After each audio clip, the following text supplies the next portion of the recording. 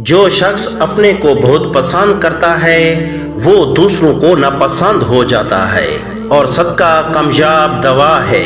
دنیا میں بندوں کے جو اعمال ہیں وہ آخرت میں ان کی آنکھوں کے سامنے ہوں گے۔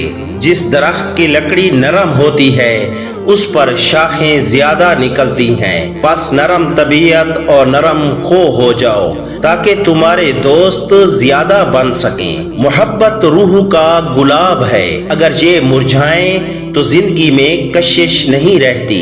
حکمت ایک درخت ہے جو دل سے اگتا ہے اور زبان پر پھل دیتا ہے۔ زندگی گزارنے کے دو اصول ہیں، صبر و شکر۔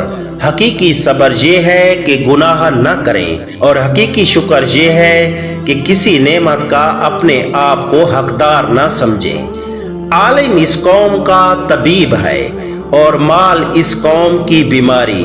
اگر طبیب ہی بیماری مول لے تو پھر علاج کون کرے گا؟ خوف زدہ سے مشورہ مت لو، اس کی خیر خواہی پر تمہیں کتنا ہی اعتبار کیوں نہ ہو۔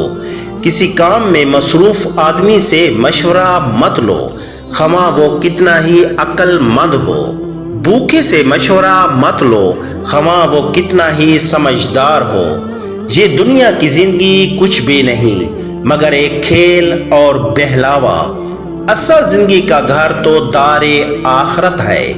کاش یہ لوگ جانتے، خوب جان لو کہ دنیا کی زندگی اس کے سوا کچھ بھی نہیں، ایک کھیل اور زہری نمود نمائش، اور تمہارا ایک دوسرے پر فخر جتانا اور مال و اولاد میں ایک دوسرے سے بڑھ جانا۔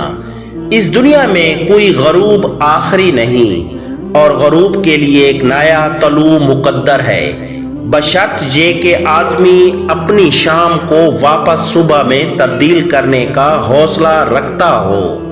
دوستی کرنے کے لیے خوبصورت چہرے مت ڈھونڈو، اکثر خوبصورت چہرے والے دل کے کالے ہوتے ہیں۔ خود کو سنوارنے اور اپنی زندگی بہتر بنانے میں اس قدر مگن ہو جاؤ کہ دوسروں پر تنقید کے لیے آپ کے پاس وقت نہ ہو۔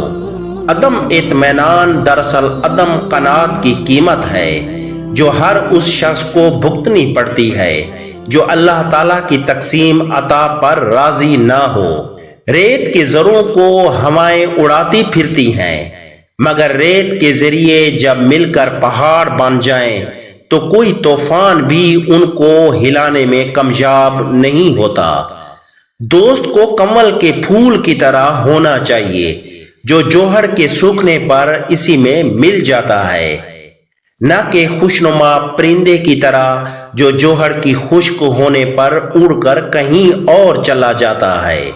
دوست ایک سائے کی مانند ہے، جب تک انسان روشنی میں رہے سایہ ان کا ساتھ دیتی ہے، اور جب وہ روشنی سے تاریک اندھیرے میں آ جاتا ہے سایہ ان کا ساتھ چھوڑ دیتی ہے۔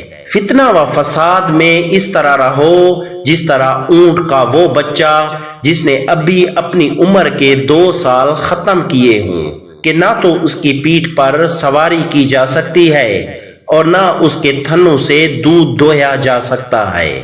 صلح رحمی میں سب سے پہلے آپ کی والدہ، پھر آپ کی والدہ، پھر اس کے بعد آپ کا والد، اور پھر دوسرے قریبی حقدار ہیں۔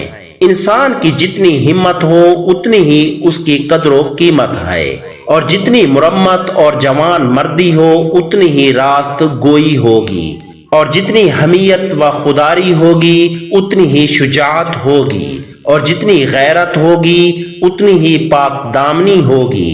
جب تم دنیا کو پیٹھ دکھا رہے ہو اور موت تمہاری طرف رخ کیے ہوئے ہے اور موت تمہاری طرف رخ کیے ہوئے بڑھ رہی ہے تو پھر ملاقات میں دیر کیسی؟